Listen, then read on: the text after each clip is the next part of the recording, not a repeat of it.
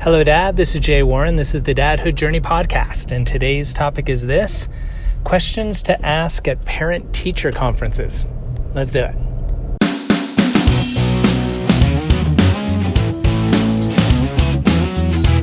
Hi, my name's Nico, and you're listening to my dad, Jay Warren. This is the Dadhood Journey podcast. Thanks for listening.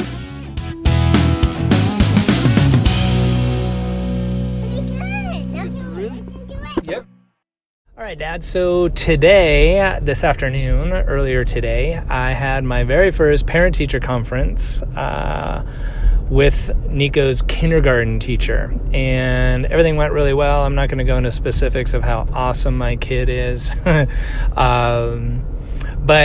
I wasn't really preparing for it, but I have a family friend. It's actually like kind of my second mom and dad.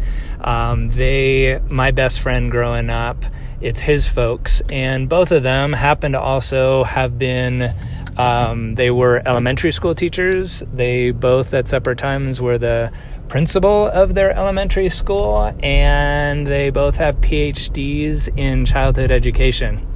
They know a few things, and so with all of schooling and the beginning of kindergarten, I'd ask them some questions about, what's normal for starting kindergarten and what's not, and they kind of took the lay of the land of what Nico's experience was, and they said that's all very normal. So that was good, but they also sent me a few questions to ask of the teacher that are great questions that yielded a lot of good information about my kid that I wanted to pass on to you to be able to do that as well. I will say, I don't know if it's this school or if every parent-teacher conference is like this now, but it was very structured. I mean, she had printouts and they did assessments. He's in kindergarten about what letters he knows, what letters he doesn't know, sight words, all this kind of stuff. It was really cool to see all that stuff. Amazing what they're doing in kindergarten nowadays. I mean, I remember kindergarten really as being something of, all right, let's just make sure to get along with everybody, how to sit cross-legged. They didn't even call it crisscross applesauce back then. Don't eat the paste, because they still had paste back then. How to use scissors, those kind of things. But they're doing way more.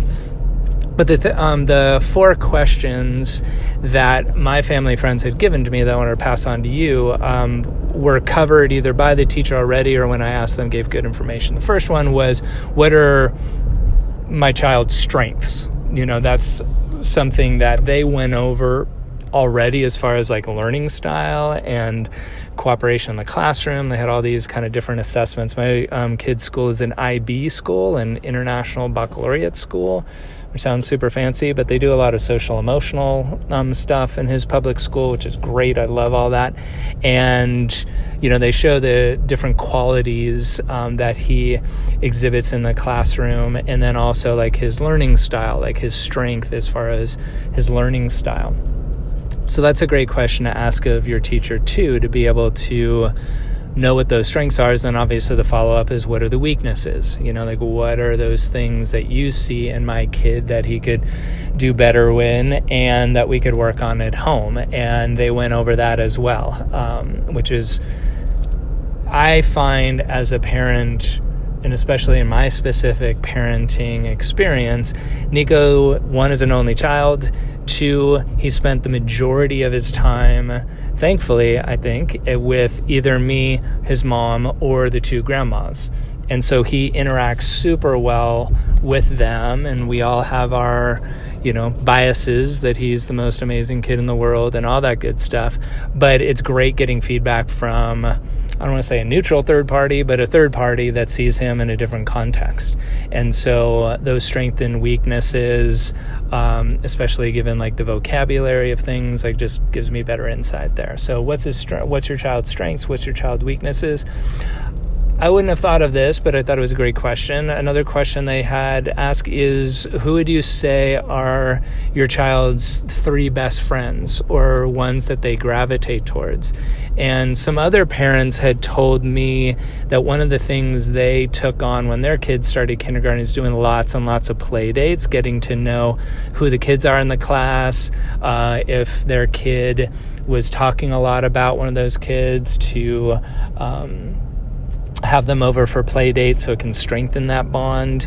And that's also a way of getting to know the folks, because the kids might be like great matches and they get along super well, but the parents, like, you might not get along with, or they disagree with something that's going on in the house. That's just good information to have. Not that all parents should be exactly the same, but you want to know, like, if they're going over for play dates at that kiddo's house, like how the parents are.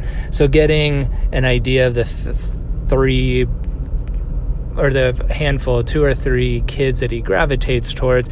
Interestingly, and I've done an episode on this before, 2 out of the 3 kids that he really gravitates to and plays really well with now are the ones that were teasing him in the beginning.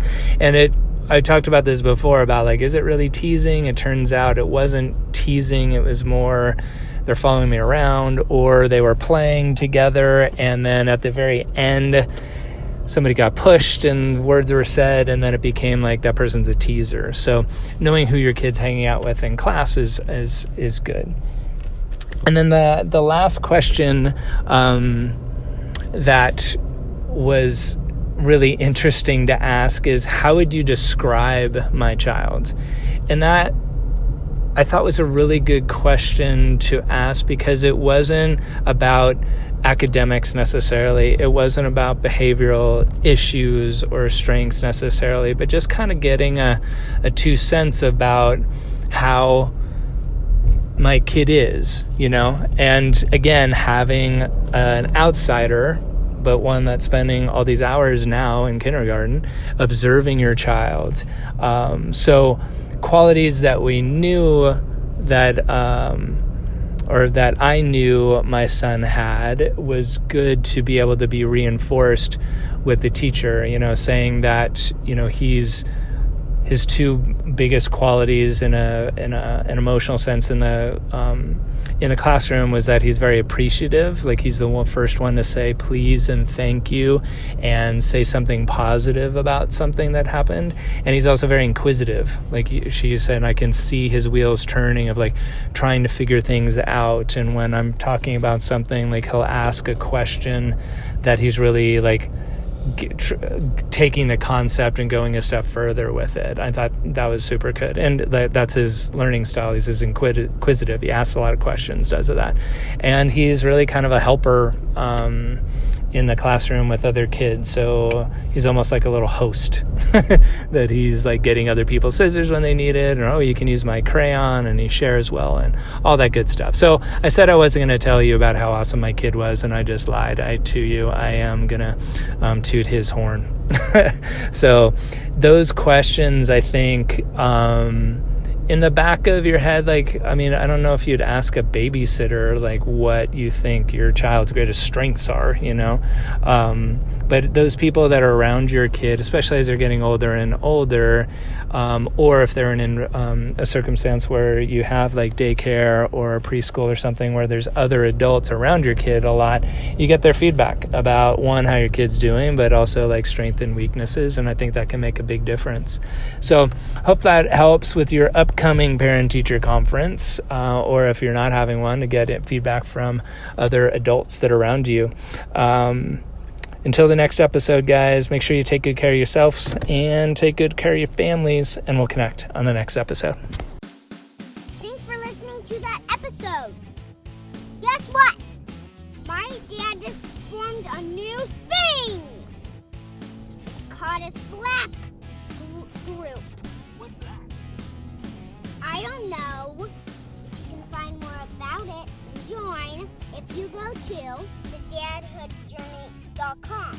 See you there. Thanks for listening. Bye-bye.